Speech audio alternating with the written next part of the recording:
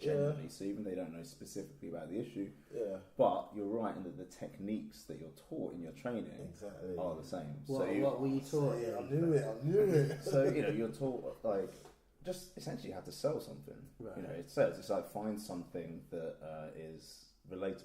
As in find like what the person's interested in, and then convince them that what you've got to sell in this context of charity is the same thing that they're asking. So like if you're ever buying a phone and they just in that bit while you're waiting for the different the credit checks to come through and stuff like that, and they ask you a random question about your life. Oh yeah, what kind of music do you like? And you go, I like hip hop. Oh, well, this phone is amazing for hip hop. Like, the beat comes out really strong. Yeah. You're like, hip hop phone. Actually, no, I meant rock. Same. But yeah, so the idea is, they're asking you questions, so you'll say something that you're interested in, you relax, like the confidence element, you relax, and then they kind of jump on that and say, well, you're interested in. You said, you're studying architecture. Well, actually, this is really relevant. This is about people on the streets, blah, blah, blah. And you're kind of like dragged into it. And then for you, it's a judgment call in terms of, because at the end of the day, like I said, it is their job. Yeah. Their job is to get people to support the charity. Yeah. And you have to engage someone, you even if they're being genuine, that's the thing, they have to like grab your attention in some way, and they have to start a conversation, they have to convince you that it's real. It's true, but I think that constraint of them having to do it in such a short amount of time just comes across so false, to the point where I even told them, I'm not going to give you my credit card details, and they'll keep on talking. One time there was this guy who was just talking, and I was like, I already donate to charities, and he was doing his thing. I was like, I'm not going to give you my credit card details. And he was like, oh, you don't need to. And I was like, look, I got £1. Can I give like £1 to your charity? It's not taking cash. And I was like, mate, listen, I'll give you 60 seconds to give me your spiel, because I can tell you really want to tell me what you want to tell me, and then I'll let you know at the end. And he did his 60 seconds, and I let him do it. And at the end, I could see it in his eyes. He knew it was time to ask me for my credit card details. Yeah. And he got there, and I was like, yeah, mate, I told you, that's not going to happen. And I think that along the way, he thought that maybe he was convincing me round to it, even though I let him know my position right from the beginning. I like your charity and I support your charity, but I'm not going to donate and forget that I donated, so you can keep on taking multiple payments off of out of my bank. See, I can't remember it all, like as in all the responses, but in the training you're dealt with exactly the kind of like that circumstance. So the person who comes and says, I like what you do, I'm going to give you the time, but I'm not giving you my details. Like that, so you'd approach it in a different, like, that's the thing, that's considered someone you should keep talking. You were a category, just stopped. Right? So you've got them to a certain extent. Exactly. Whereas, and then it's the other way around as well, because so especially the agencies, they're on commission. Yeah. So that's where it gets really ugly, in terms of they're really pressuring people. Yeah. They prey on students and older people as well. I was going to say that. Are you told who to? Like I said, I was fortunate because I worked in-house at a charity, so there was a bit more like because you were in-house as well. Like you would you would like it if you spoke about the charity, and then that person was aware of it, and then went, oh, that's really good, and then later on joined online. Or would you be like, oh, I'm on commission here. I need you to mention my name when you're going to join online. In-house, you weren't on commission. I think you're generally not on commission. You're just there to spread the word of the charity. No, you're there to sign people up, and if you're not signing people up, you will get sacked because you're costed more money to the charity than you're bringing in. So you don't really care for people that are just like, oh, that's really interesting, I want to think about it. You're just like, what are you thinking about it for? No, you get like your manager will like encourage you to move people on, like for sure, and that's the weird thing as well. And that's what like do you mean move people on? Like as in if someone just stops for a chat, like for hours about, oh, I really care about this or that, and it's nice, but they're not going to give you money. And like one of the most awkward situations I was ever in, I was like, sometimes you go off site, and especially when you're, as when I say off site, like outside of London, if it's a London-based thing. And especially when so they pay for you to travel somewhere, you have to make sure that it's like profitable for the charity. So at least your travel money. And we were in like we were in like Hastings or something like that, or Margate. I think it's Hastings. And there was this old lady who was on her way to the bank. She couldn't, like, she was wearing one of those like dark visors. She didn't have very good like eyesight. She was walking really slowly, and she like came up to me, like, oh, I hear you're doing charity work. And immediately I was just like, this lady's on a pension, she doesn't need to be giving money sort of thing. But she was really interested. She's like, oh, I want to give money. And I was just like... You wanted to turn her down? Well, yeah, I was saying like, you know, it's really great, you know, that you care, blah, blah, blah. But like, you know, I don't think that, you know, there are people out here who give them up. She was adamant. Adamant. And then because she was visually impaired, like, she couldn't see the form. She's like, come with me to the bank. And so, like, she was asking me to walk with her to the bank, and everyone's just looking at me. Exactly. Look at this predator! Exactly. You predator, stealing money from this old pensioner. I'll to the bank. To withdraw everything. She give money then, yeah. This is like a really terrible thing, but basically, so we arrived at the bank. Yeah. I'll go and talk to someone, and I just said to the person at the bank, look, I just really don't think, like, she really cares, blah, blah, blah. I'll just encourage her to give like £1 or something today if she wants to. But she was like, no, I want to give money every week. Like, the work you do is really important. It was really nice. But like, she, you know, that's the thing, she was talking about pensioners' poverty and the fact like how little money she gets as a pensioner, blah, blah, blah. And she was like, but that's nothing compared to like these kids, blah, blah, blah, blah. But so basically she gave like a one-off donation, and we made an exception because usually you're not allowed to take cash from people. They made an exception to make her feel better. Is that why it's your former job, is it? That was one of the worst experiences. I can imagine you walking in that bank going, oh, what a douche. I just felt, it was more like walking to the bank. Yeah, like exactly. She was like, she had to hold onto my arm. And you're so it looked like you were dragging her. No, I felt like a quick, and I was telling her like, no, you don't need to give money. And you got your high vis with the charity thing on as well. Yeah, and you know what people think of charity mugs as well. You know, was it chuggers, charity muggers? Oh yeah. That's the word, chuggers. So yeah, that was awful. Not just charity, but those other ones where they're like trying to sign you up to a credit card or trying to sign you up to improve your Sky package or something like this. Yeah.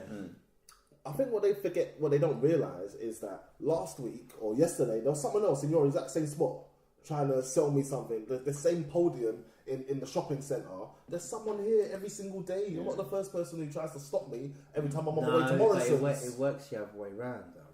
Because they're a new person. No, because then they, like, you think that, you know, like, for example, cancelling your Sky. So you think you could just cancel your Sky, but then somebody yesterday would have tried that. And they, like you said, they're training. They got their training. I remember when I tried to cancel Sky, and I had to cancel Sky, but they could say, I think that, like you said, they asked me a question before about boxing and stuff like that. I love boxing.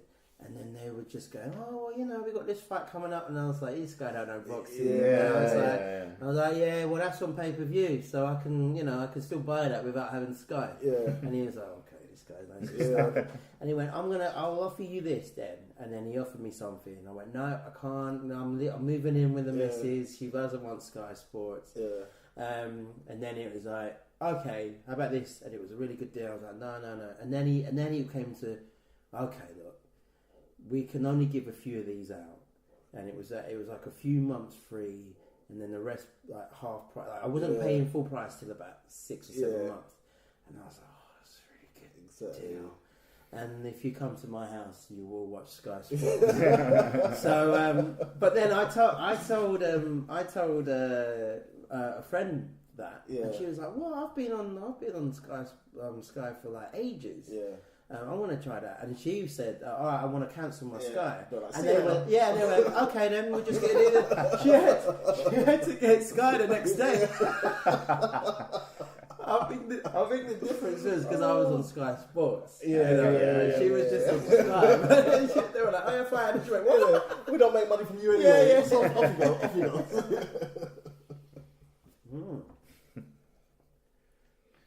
Yeah. Gift of the gab, mate. All of these cases just gift of the gab, isn't it? And you can talk to people, right? You can get them to do a lot of things that you want them to do.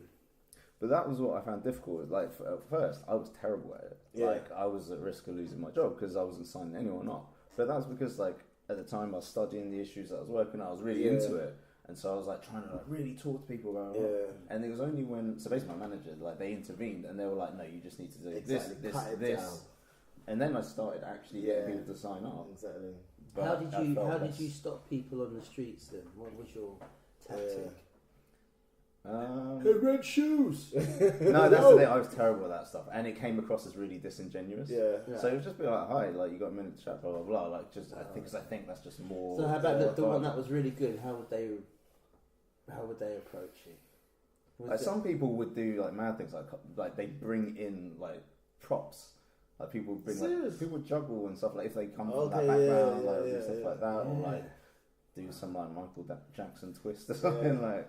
I love those people who like bound across the pavement towards you, and they feel like, oh, because you've done that, you're definitely gonna stop.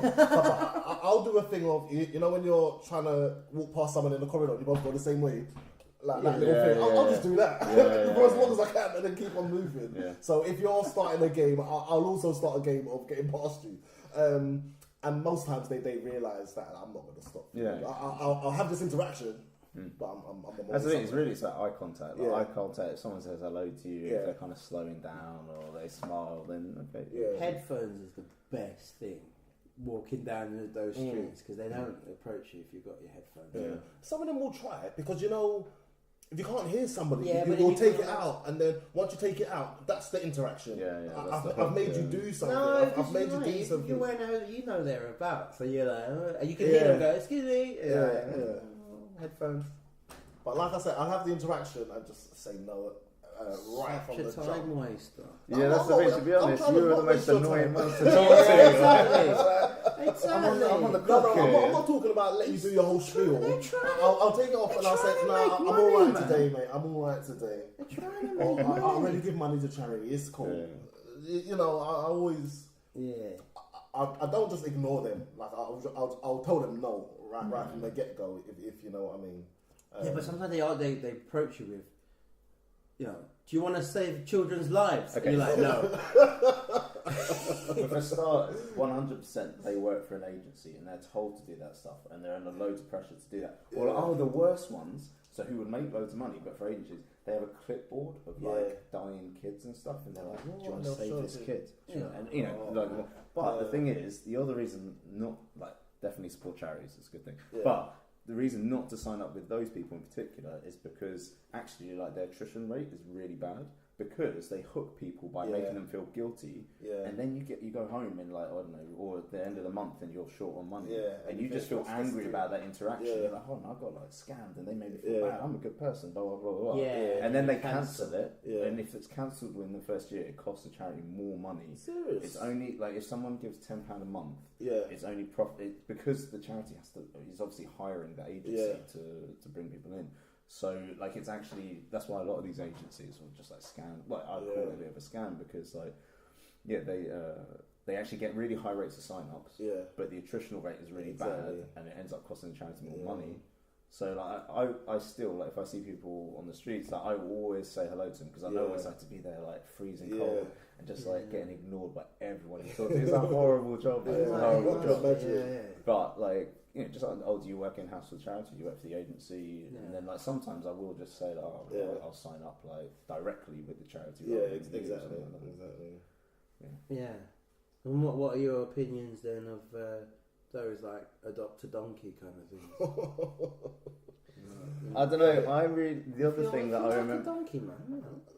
That's fine, but I really, really hated, like, being a fundraiser and talking about, like, it's not that I like animals, but like I really hate it when you talk about like really serious stuff. You talk about like HIV with kids, and people were like, "I don't care about humans, I care about animals." That's what people's all the time. People are like, animals are innocent, like humans are just messed children? Up. Yeah, exactly. You said it, or like they just. Is that the most messed up thing you've heard?